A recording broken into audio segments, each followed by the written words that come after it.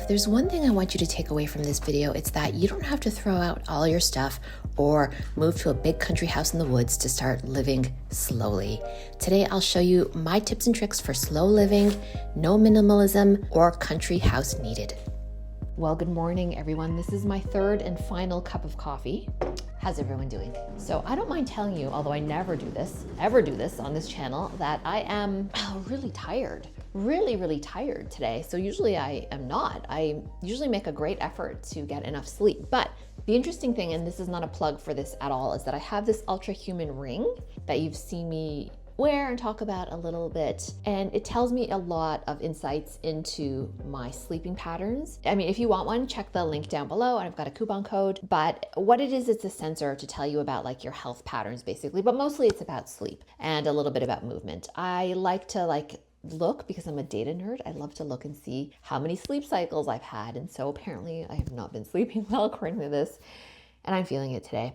Also, the weather's not helping. It's one of these drizzly, rainy days. Let me just super quick show you a couple things I've been working on. I've been journaling in this book. I've got this Japanese caria, which is a type of flowering rose bush that I saw in someone's yard, and then some of these garden pansies that are in my backyard. You can also see by my sweater that it is not really warmed up here at all. So let me just get a pair of garden slippers on.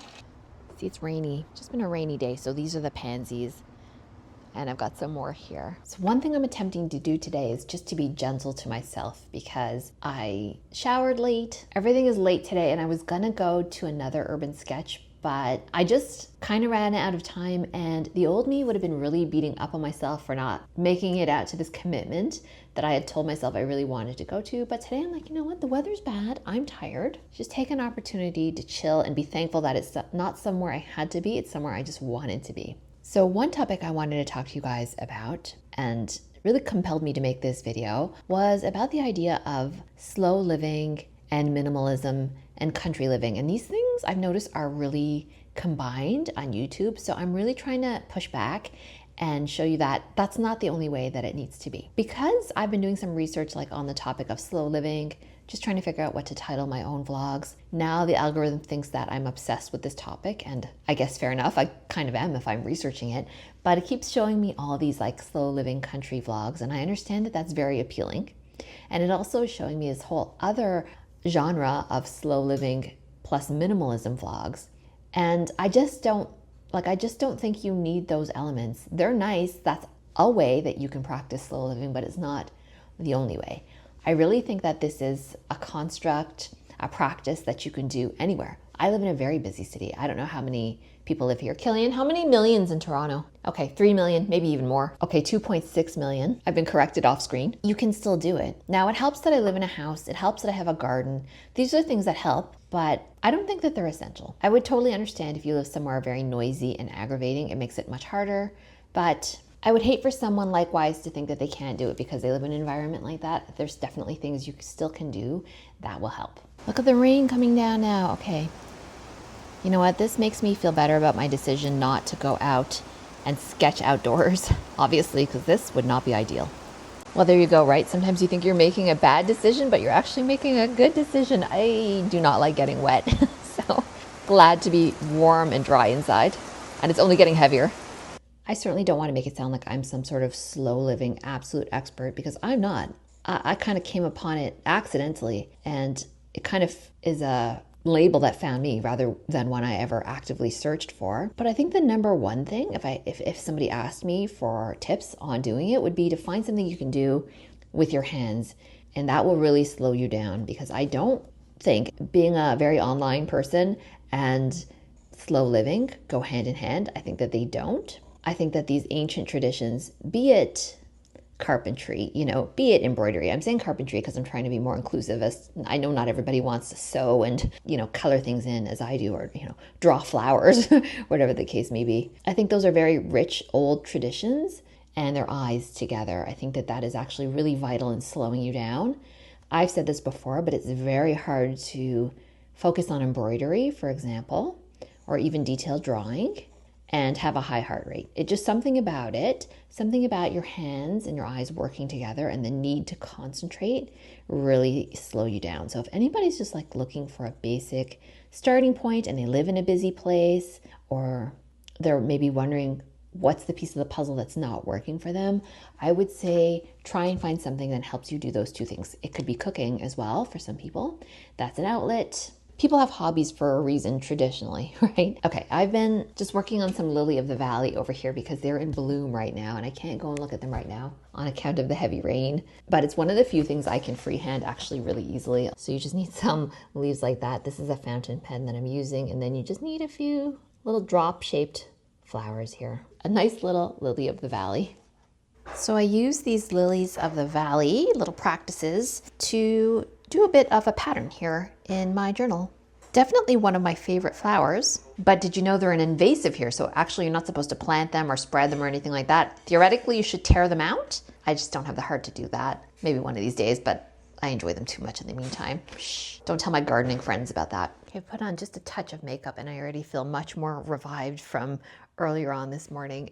The other fallacy is that you need to have a lot of minimalism in your life to be able to do slow living. And I mean, you can if that's what you're into, but you don't have to. The minimalism thing is almost like a weird cult.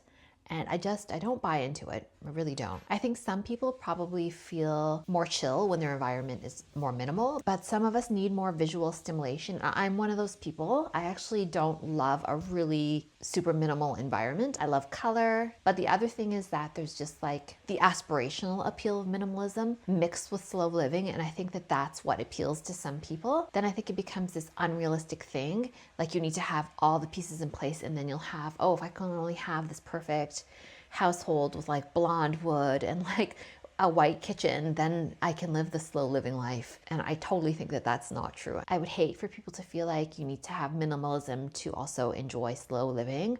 Like, I don't think you need to have the minimalism thing. I think you just need to get your head in the right space and find the lifestyle. Like, it's not about the aesthetics. It's not even about the location.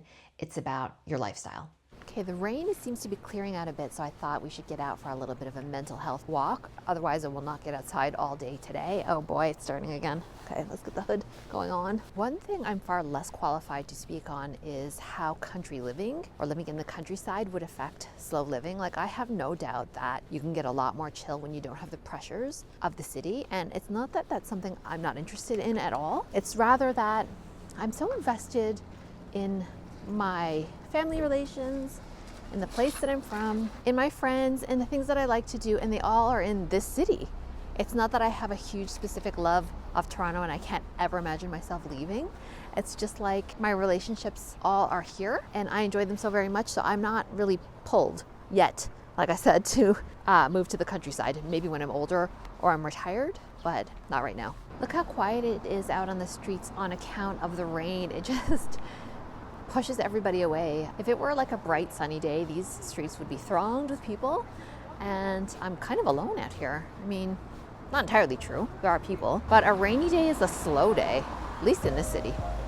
So while I'm enjoying this slower pace of life these days, I want to be clear that maybe this lifestyle is not for everybody, or maybe it's not for everybody right now. Definitely stay tuned until the end where I'm gonna sit down with you guys and talk a little bit more about that. But in the meantime, I'm out enjoying this rainy day. So hang around, I'm gonna give you lots of practical tips to start not only slow living, but maybe just even finding some ways to have less stress in your life. Good morning. It's a much nicer day than yesterday, that's for sure. I've already been up and working for a couple of hours and I'm just taking a break now to come outside a bit. And I wanted to just deadhead some of this a little bit because I can see some of these are needing to be removed. So one really easy tip I have for you that I think you may get into, actually, you might surprise yourself, is that starting to handwrite again, or at least use a pen and paper instead of just typing everything, is actually enormously helpful. Also in slowing down, let's say you're not into like the crafts or you're not into doing art or something like that. I think probably in your day, you'd probably need to take notes of some type.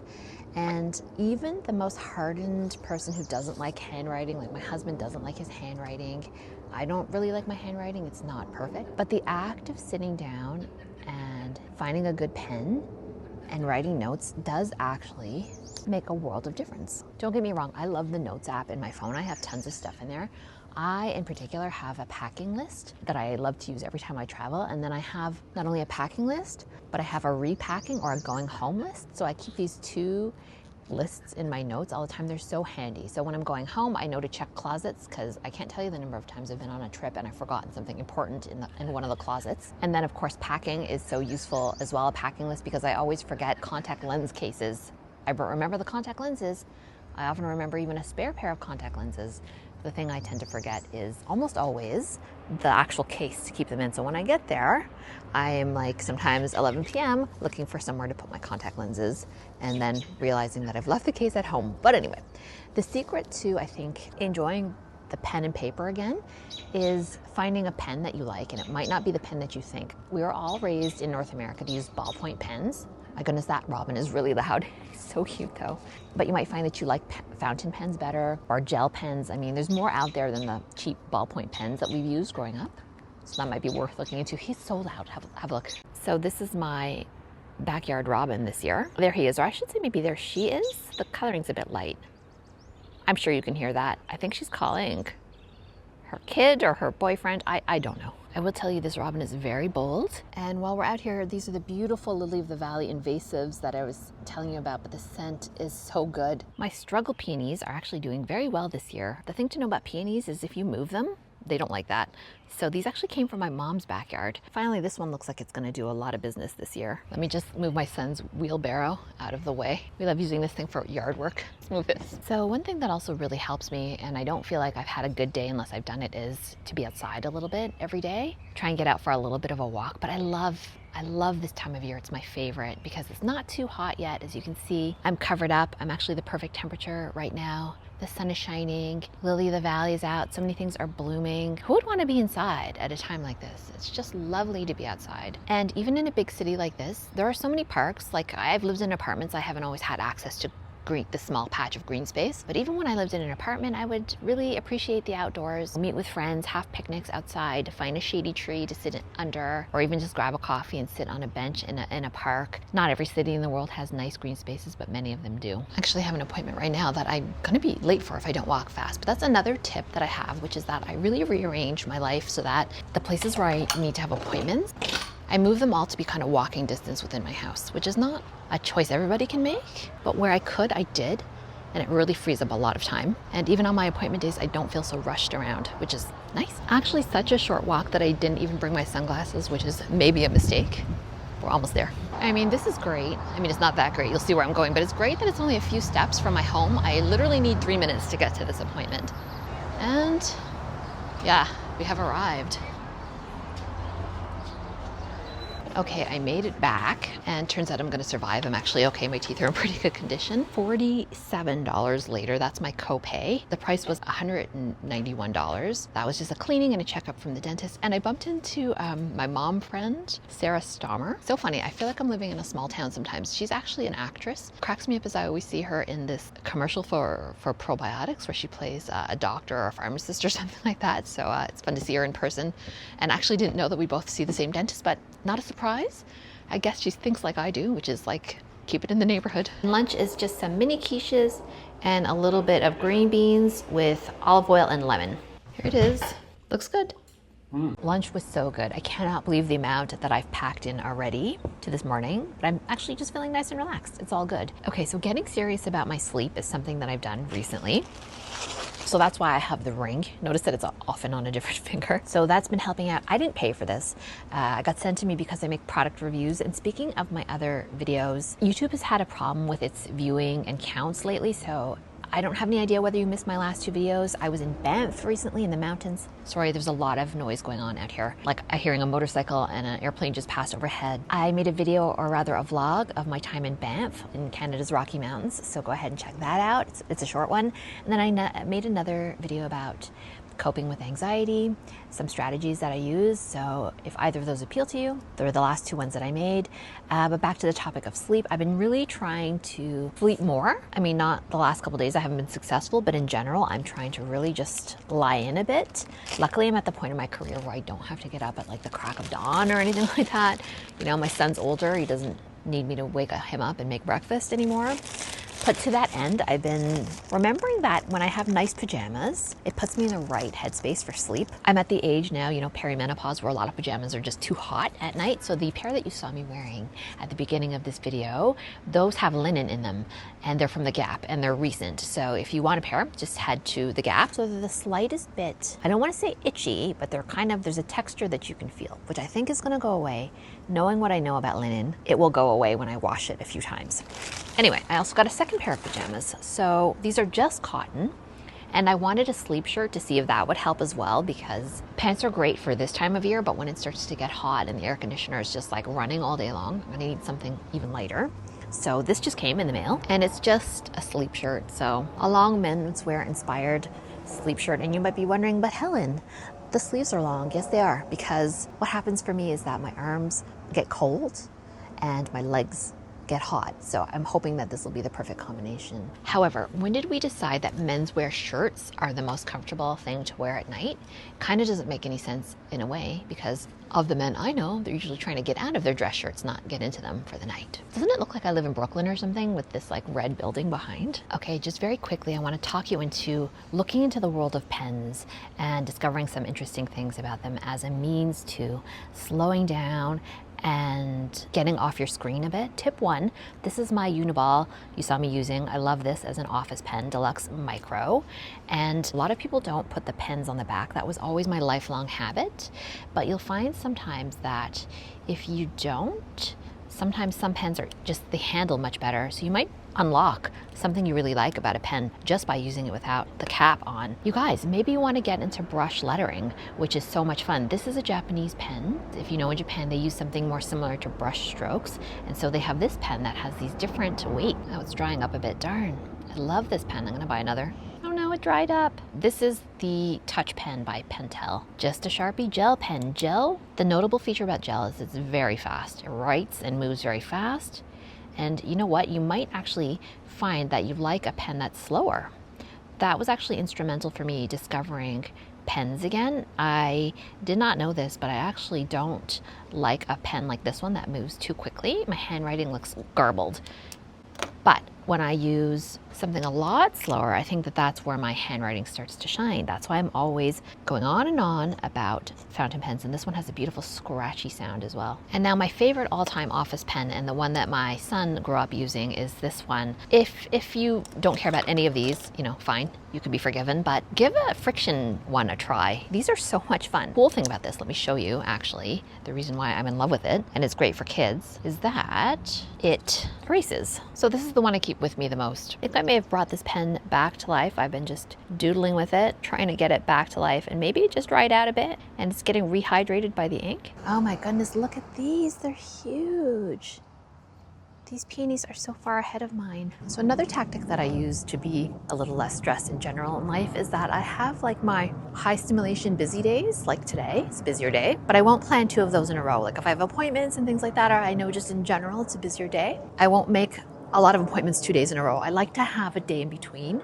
That's just really what works best for me. Because if I'm out of the house too much, I'm doing too many things. Well, sometimes it's not avoidable, but if I can avoid it, I will. Like for instance, I had that 1-hour dentist appointment today. I would not book another appointment tomorrow. I would book it on the next day instead if I had to, have them close together. And I know I'm really kind of on the go today, but it doesn't feel like that, really. And the main reason is that all these places that I do have to go to are close. And the other is that I haven't been in the car once yet. So for me, that really helps. Everywhere I'm going today is on foot. So I'm not like adding stress as I'm getting from place to place. I'm actually decreasing it by walking. This house next to the park is quite pretty. I like that stained glass in the front there. And this one over here is quite lovely too. I like how they've kept the old brick and everything, but they've made it more modern overall. Looks nice, and I like that old door. All right, it is time to hit the gym. I may or may not record in there, probably not. We'll see. All right, my workout was pretty good. It was okay, but better than that, next to my gym is a thrift shop, a Salvation Army, and I found not one, but 2 pairs of frame pants. These are one of my favorite denim brands in a style that I think they're still making, which is like a mini boot cut kind of situation. Whoever dropped these by dropped in both their pairs, 2 identical pairs, $10 each. This brand new J. Crew little shirt that's going to be great for the summer, just a cotton shirt. These three things, because I also had a coupon, were only $20. So that's the reason, my friends, I do not espouse minimalism. I still like to shop. I try and take it easy with the fast fashion though. I don't do any Temu, don't do any Shein. I never used to do Fashion Nova. If I do buy fast fashion, I limit myself to maximum 2 pieces per season. So my pajamas, that's it for me. I'm not buying anything until fall that's fast fashion. I'm gonna try not to. Okay, this is me in the sleep shirt. I don't really know what to say about this. I look like Tom Cruise in Risky Business. If you know, you know. And guess what? Those jeans, they're still for sale on the Frame website. They're $294 each. Regular price right now. Okay, here we are in the top, which is fine, nothing special, but let's look at the jeans. I have to put the camera lower, hold on. And the length is great on these too. Wow, what a steal. So that's like $600 worth of jeans that I got for much, much less, obviously. So I guess that's why I'm drawn to thrifting. This is like one of my favorite brands too, so very good score. Okay, update, heading out to my Fiber Arts social group now. When you get to be in your late 40s, you just spend less money. I don't know what it is. You just don't have the expenses or the need to spend the money that you did when you were younger. I can't exactly explain this phenomenon. I think it's partly because you're less susceptible to marketing or keeping up with the Joneses. But I think another part of it is you start to see that there's a finite end to your earning years. I know it's still a while away, but it's not so distant as when you're 27. And so with that in mind, you're just usually a little bit more careful. So a key difference for me now is I take pleasure in simpler things as well. Embroidery group was really, really nice tonight. Very, very mellow vibes and way more women than I would have expected, considering it was such a nice day out, because sometimes people are just home gardening or have decided to go for a walk. That was really good. So just speaking about enjoying the simple things, one thing I've really been enjoying in the last year, started this habit about a year ago, is almost every night, not every night, but almost every night having a bath. Now, I will stop doing this when the weather gets hot, but definitely in the colder part of the year, it's so restorative and it helps me sleep so much more deeply. And I often read in there. It's just such a nice part of my wind down routine. I mean, there's nothing fancy involved. I usually don't even have bubble bath. I literally just run the bath and soak in there, and it is such a simple pleasure that I wish I was doing years ago. It's hard to be really stressed in a hot bath. I don't go all the way up the tub though, maybe just about halfway. I don't like to waste too much water. I find a really hot bath means that when you come out, you cool down immediately, and then you just continue to cool down, and then that is proven to actually help you sleep a bit better. So I've definitely found that to be the case. If you've made it this far in the video, please do drop me a like.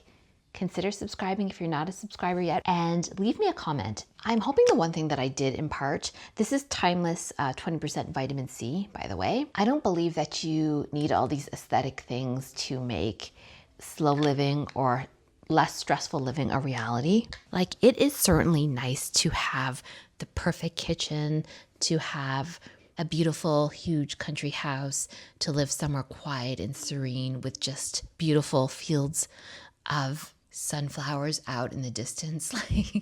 But you don't have to have those things. I really think that slow living, simple living, less stressful living can start with you and can start with some small changes. I've tried to go through some of what works here for me as someone who lives in a very busy city. You can do some of these things, you can do none of these things. I'm hoping that my point was not really to be super prescriptive about exactly what you need to do, but rather to show you some of the things that work for me and how simple they can be. You know, if this appeals to you and you want to slow down a bit too, don't be hard on yourself also if this is not something that you can do in your life right now. Like, it might just not be your season for this type of lifestyle. If you have a lot of small kids in the house, I don't see how this is going to work for you. If you chauffeur 3 older kids around, I also don't see how that's going to work for you. Or maybe you're in the prime of your career years where not only can you go out a lot and you enjoy it, you should be going out a lot if you enjoy it. Slow living is great and all, but having a very robust, busy life is also fun too. There's a time and a place for everything and a reason for life's seasons. All right, everybody, more vlogs coming. We'll see you soon. Thanks so much for watching to this point. We'll see you on the next video. Bye.